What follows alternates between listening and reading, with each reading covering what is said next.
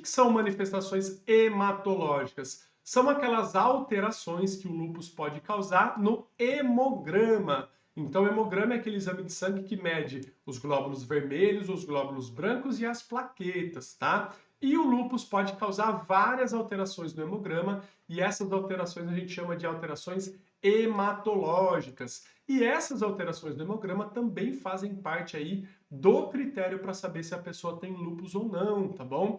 E quais são essas manifestações, né? O que o lúpus pode causar no exame de sangue, no hemograma? Primeira parte, pode fazer os glóbulos brancos ficarem baixos, tá bom? Então, leucócito é o nome aí científico para os glóbulos brancos, que são as células de defesa. E os glóbulos brancos podem ficar baixos no lúpus. O que é glóbulo branco baixo que entra aqui no critério do lúpus? É quando os leucócitos totais, né? Você olha lá no hemograma, tem leucócitos. Se esses leucócitos estiverem abaixo de 4.000, isso pode ser considerado como parte do quadro clínico do lúpus, tá? Então, o primeiro ponto hematológico aqui são os leucócitos, os glóbulos brancos baixos, abaixo de 4.000. E olha aqui na frente tem 3 pontinhos, então se você já teve aí glóbulos brancos abaixo de 4.000 no hemograma, marca 3 pontinhos no seu papelzinho, tá certo? A segunda manifestação no hemograma que o lúpus pode causar é plaquetas baixas, tá bom?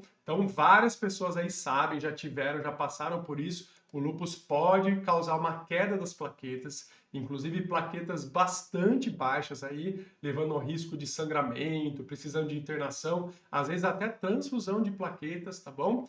E o que é a plaqueta baixa, que a gente considera como manifestação e que entra no critério do lúpus? É quando a pessoa com suspeita de lúpus tem plaquetas abaixo de 100.000, tá? Então, plaquetas abaixo de 100.000 em algum momento entra como critério para o lúpus. E aqui faz um pontinho a mais para pessoas que já tiveram menos de 100.000 plaquetas na suspeita de lúpus, fazem 4 pontinhos, né? Lembrando que quais as manifestações das plaquetas baixas? Depende um pouquinho da quantidade. Então, se a plaqueta ela caiu um pouquinho, tá 100.000, 90.000, 80.000, geralmente a pessoa não tem nenhum sintoma, não tem nenhuma manifestação, tá? Acima de 50.000 plaquetas, dificilmente a pessoa vai ter algum sintoma, alguma manifestação, porque até 50.000 plaquetas, essas plaquetas dão conta do recado e dão conta de evitar sangramentos, mas quando as plaquetas ficam abaixo de 50.000,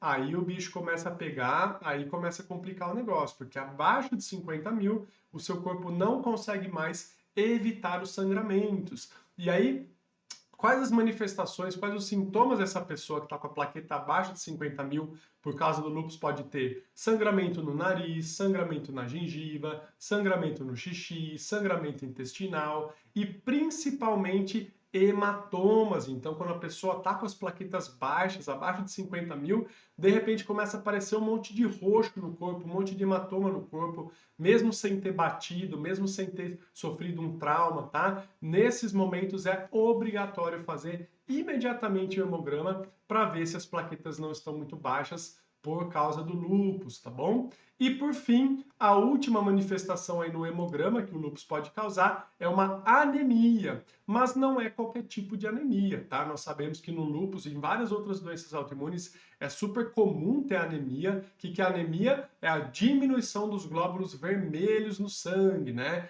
Lembre-se que os glóbulos vermelhos são aqueles que levam, transportam oxigênio no nosso sangue. Se a quantidade de glóbulos vermelhos ficar muito baixa, é como se a gasolina do nosso corpo tivesse aguada, tivesse adulterada, e aí o corpo não vai funcionar direito. Isso é anemia.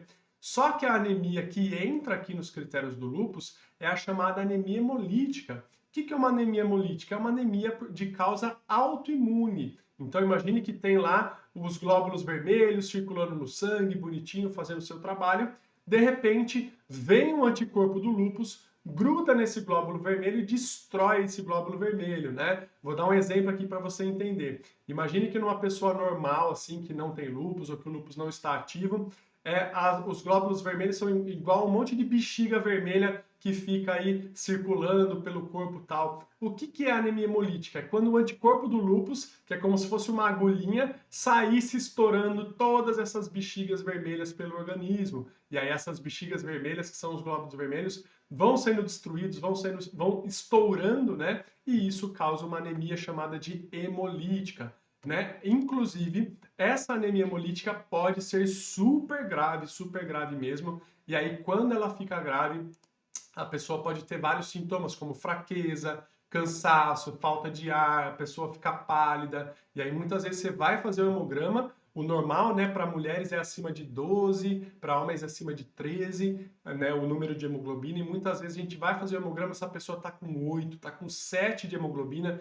Isso é seríssimo, tá bom? E aí muitas vezes precisa fazer transfusão. Então, a anemia hemolítica é uma das manifestações graves, sérias do lúpus, e ela entra aí também como critério para diagnóstico do lúpus, tá certo? E veja que a anemia hemolítica também marca 4 pontinhos. Então, se você já teve esse tipo de anemia, põe aí 4 pontinhos no seu papel, tá bom?